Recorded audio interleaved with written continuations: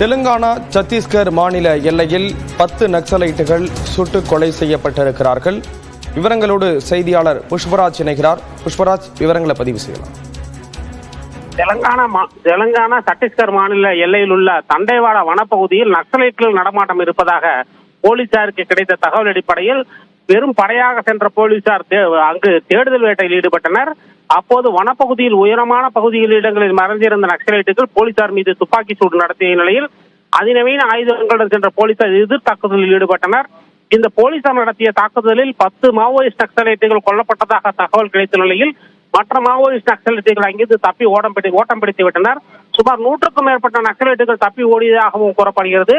இந்த நிலையில் அந்த பகுதி முழுவதும் ஜல்லடை போட்டு போலீசார் நடத்திய வேட்டையின் போது பெருமளவிலான ஆயுதங்கள், வெடிமருந்து குவியல்கள் ஆகியவற்றையும் போலீசார் கைப்பற்றியுள்ளனர்.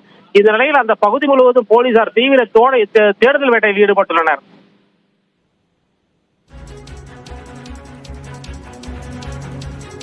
இப்போ அடுத்தடுத்த கட்ட நடவடிக்கைகள்ல போலீசார் என்ன மாதிரியான நடவடிக்கைகளில் ஈடுபட இருக்காங்க? இப்போ 10 நக்சலைட்டுகள் சுட்டுக் கொல்லப்பட்டிருக்காங்க.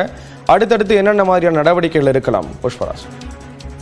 இதுவரை போலீசார் நடத்திய தேடுதல் வேட்டையில் 10 நக்சலைட்டுகள் சுட்டுக் கொல்லப்பட்டிருப்பதாக தெரிய வந்துள்ளது. மேலும் சிலர் கொல்லப்பட்டிருக்கலாம் என்றும் கருதப்படும் நிலையில் அங்கிருந்து தப்பி ஓடிய நக்சலைட்டுகள் வெளியேறி விடாமல், அடர்ந்த காட்டுப்பகுதியை விட்டு வெளியேறி விடாமல் தடுக்க அந்த பகுதி முழுவதும் தீவிர தேடுதல் வேட்டைக்கு உத்தரவு பிறப்பிக்கப்பட்டுள்ளது.